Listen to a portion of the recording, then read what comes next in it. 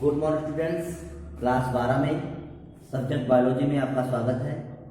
और पिछले वीडियोस में आपने ओवरी की इंटरनल स्ट्रक्चर के विषय में पढ़ा था, फिर उसके बाद आपने यूटेरस की संरचना के विषय में पढ़ा। उम्मीद है आपको समझ में आया होगा। ठीक, अब हम पूरा स्त्री जनन तंत्र बताएंगे। तो आज का टॉपिक यही है, स्त्री का जनन तंत्र, रिप्रोडक्टिव सिस्टम ऑफ वुमेन। ठीक, तो आज हम आपको यही पूरा टॉपिक बताएंगे, क्योंकि आपने इसकी इंटरनल स्ट्रक्चर पढ़ ली है। मोस्टली इसके जितने भी भाग हैं सबके विषय में आपको जानकारी हो गई होगी थोड़ी बहुत। तो अब हम पूरा इसको सामूहिक रूप से पढ़ने, क्योंकि ये पूरा तंत्र है। तो अब हम, क्योंकि पहले छोटे छोटे अंगों के विषय में पढ़ा, अब पूरा तंत्र पढ़ लेंगे। तो आज का टॉपिक है स्त्री का जनन तंत्र, रिप्रोडक्टिव सिस्टम ऑफ वुमेन। ठीक, तो वीडियो शुरू करने से पहले अगर आप हमारे चैनल पर नए हैं तो चैनल को सब्सक्राइब जरूर कर लें, बेल आइकन दबा लें, ताकि आपको वीडियो या नोटिफिकेशन मिल सके। तो चलिए आइए शुरू करते हैं स्त्री का जनन तंत्र। स्त्री का जनन तंत्र शुरू करने से पहले आपको बता दें कि उसके जनन तंत्र, स्त्री के जनन तंत्र में जो कुछ प्रमुख भाग होते हैं। जैसे पहला अंडाशय, ओवरीज कहते हैं इंग्लिश में से। दूसरा अंडवाहिनियां, ओविडक्ट्स कहते हैं। तीसरा झालरदार कीट, इंग्लिश में से कहते हैं फिब्रिएटेड फनल, आप पढ़ चुके हैं पिछले वीडियो में। गर्भाशयी नलिका, फैलोपियन ट्यूब के विषय पढ़ चुके हैं। संयोजक, एस्टमस, ये भी आप जान चुके हैं। जब गर्भाशय की संरचना बनाई थी तो उसमें आप सब तीनों चीज जान चुके हैं। तीसरा भाग आता है गर्भाशय, यूटेरस, इसके विषय में भी आप जान चुके हैं, क्योंकि इसकी संरचना आप पढ़ चुके हैं पिछले वीडियो में। ठीक, अब आता है यौन, इसको इंग्लिश में कहते हैं वाजाइना। पांचवा भाग आता है भ्रूण, वल्वा। तो ये 5 भाग मिलकर स्त्री के जनन तंत्र का निर्माण करते हैं। तो हम पहले एक एक भाग को पढ़ेंगे। पहला आता है अंडाशय। ठीक, ओवरी, ये देख रहे हैं आप ओवरी। तो इसके विषय में पूरा पिछले वीडियो में पढ़ चुके हैं, लेकिन यहाँ पर मुझे पूरा तंत्र पढ़ना है तो इसको हमको फिर से पढ़ना होगा। तो ओवरी के विषय में जानते हैं। तो ओवरी क्या होती है कि स्त्री की उदर गुहा में, स्त्री की उदर गुहा में एक जोड़ी बादाम की गिरी की आकृति की, कितनी, एक जोड़ी बादाम की गिरी की आकृति की प्रमुख जननांग होते हैं। ठीक, प्रमुख जननांग होते हैं। और इसकी जो लगभग लंबाई होती है वो लगभग 2 सेंटीमीटर, और मोटाई जो होती है वो 8 मिलीमीटर होती है। ठीक, तो इसकी लंबाई कितनी, 2 सेंटीमीटर, और मोटाई जो होती है वो 8 मिलीमीटर होती है। ठीक, और ये उदर गुहा जो होती है, उदर गुहा से मीजोबेरियम नामक झिल्ली के द्वारा लटके रहते हैं। किसके द्वारा, मीजोबेरियम नामक झिल्ली के द्वारा लटके रहते हैं। और इसमें क्या होता है, ओवरीज में होता क्या है, ओवरीज में अंडाणुओं का निर्माण होता है। आप इसकी इंटरनल स्ट्रक्चर पढ़ चुके हैं, उसमें देखिए फैलोपियन ट्यूब, उसमें जो है ग्रेफिन पुटिकाएं पढ़ चुके हैं आप। ठीक, तो उसमें ग्रेफिन पुटिका आई थी, तो उसी में अंडाणुओं का निर्माण होता है। तो सीधा सीधा कहें कि ओवरी में अंडाणुओं का निर्माण होता है। और जो ओवरी है उससे 2 हार्मोन, मोस्ट इंपॉर्टेंट, ओवरी से 2 हार्मोन स्रावित होते हैं, जिसको कहते हैं ईस्ट्रोजन और प्रोजेस्टेरॉन। कौन कौन कहते हैं, ईस्ट्रोजन और प्रोजेस्टेरॉन। तो 2 हार्मोन भी ओवरी से स्रावित होते हैं। ठीक, तो ये हो गई हमारे अंडाशय के विषय में जानकारी। अब आता है अंडवाहिनियां, ओविडक्ट्स। तो जो अंडवाहिनियां होती हैं वो गर्भाशय के, आप पढ़ चुके हैं गर्भाशय संरचना, तो उसमें देखना कि जो गर्भाशय होता है, गर्भाशय का जो ऊपरी गुंबद के आकार का भाग होता है उसको फंडस कहते हैं, और उसके नीचे के चौड़े भाग को बॉडी कहते हैं।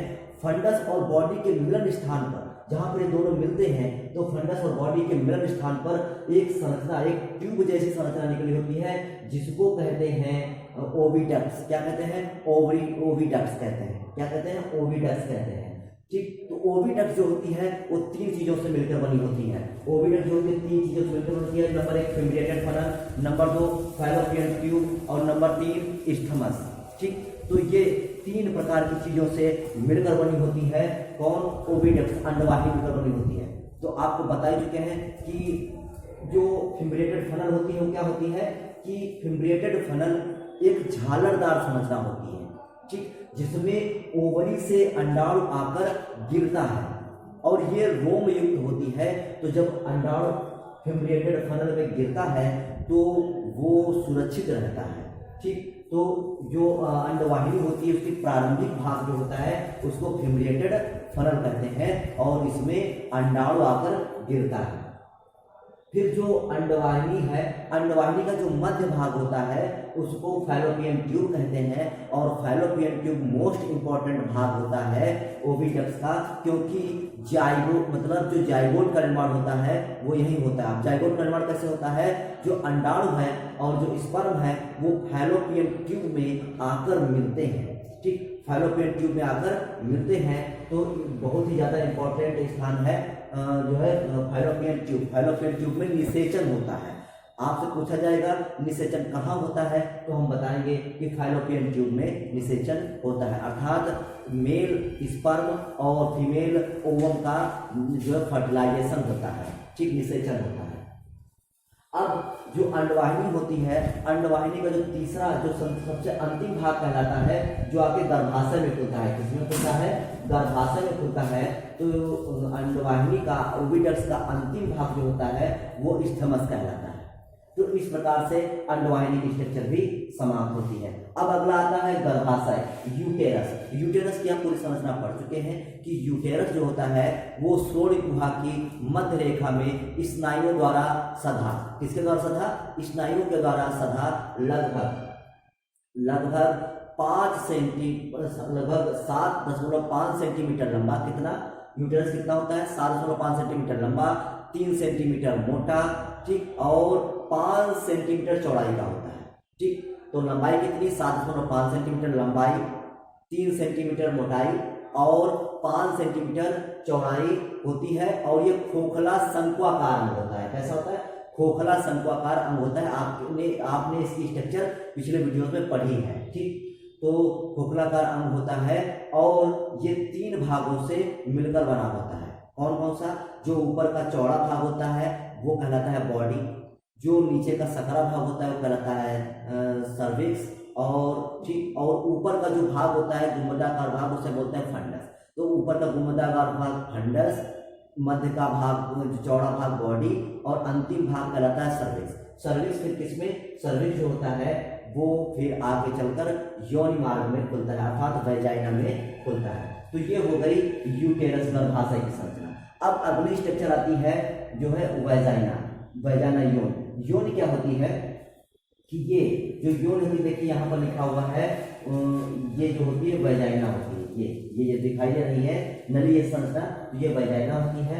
वैजाइना क्या होती है कि जो गर्भाशय का अंतिम भाग होता है, जो गर्भाशय का अंतिम भाग होता है वो वैजाइना में खुलता है और वैजाइना लगभग 7.5 सेंटीमीटर से 10 सेंटीमीटर लंबी एक नलिका होती है। कितनी, 7.5 सेंटीमीटर से लगभग 10 सेंटीमीटर एक लंबी नलिका होती है, जिसको वैजाइना कहते हैं। और यह अत्यधिक प्रसार होती है, मतलब ये बहुत ज्यादा फैल सकती है, तो ये अत्यधिक प्रसार संरचना होती है और ये इसी के द्वारा ही शिशु जन्म होता है, अर्थात शिशु का जन्म इसी मार्ग से होता है और मैथुन की क्रिया भी वैजाइना में ही संपन्न होती है, ठीक। तो ये हो गया हमारा चौथा भाग वैजाइना। अब अगला आता है भाग जो है भग या बलवा, ठीक। पांचवा भाग क्या कहलाता है, भग या बलवा। तो आपको बता दें कि यौन के जो बाहर के भाग होते हैं, यौन के जो बाहर के भाग होते हैं उन भागों को सम्मिलित रूप से, जितना ये देख रहे हैं, तो उन भागों को सम्मिलित रूप से क्या कहते हैं, भग या बलवा कहते हैं। क्या कहते हैं, भग या बलवा कहते हैं। तो अब क्या होता है आपको बता दें कि भग या बलवा में क्या क्या किया जाता है। तो जो योनि होती है, वो जो योनि होती है वो वेजाइनल ऑफिस द्वारा, योनि छिद्र द्वारा जो है बाहर, शरीर से बाहर खुलती है, ठीक, शरीर से बाहर खुलती है। और जो मूत्राशय होता है, मूत्राशय भी मूत्र मार्ग द्वारा शरीर से बाहर खुलता है। तो जहाँ पर यौन मार्ग में ये दोनों जो है नलिकाएं खुलती हैं, तो वहाँ पर त्वचा के 2 मोटे भंज पाए जाते हैं। काहे के भंज, त्वचा के 2 मोटे भंज पाए जाते हैं। जो बड़ा भंज होता है, जो बड़ा भंज होता है उसको लेबिया मेजोरा कहते हैं, ठीक।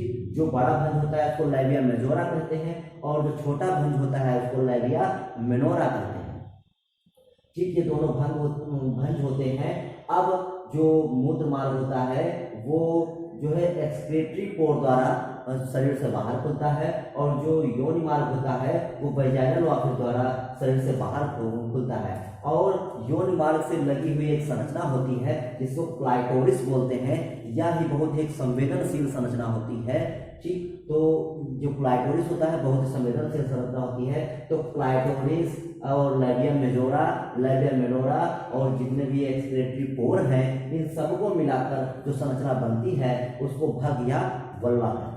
तो इस प्रकार से स्त्री का जनन तंत्र पूरा होता है, और ये सारा का सारा आपको चित्र बनाकर लिखना है, और चित्र बहुत ज़्यादा इंपॉर्टेंट है। तो उम्मीद है कि आपको समझ में आया होगा, और फिर भी आपको अगर लगता है कि कोई भी पॉइंट, कोई भी हेडिंग समझ में नहीं आ रही है तो आप कमेंट में करके पूछिए, मैं आपको बता दूंगा। ठीक, तो आज के लिए बस इतना ही। कल फिर भी मिलेंगे एक नए टॉपिक के साथ। तब तक के लिए थैंक यू।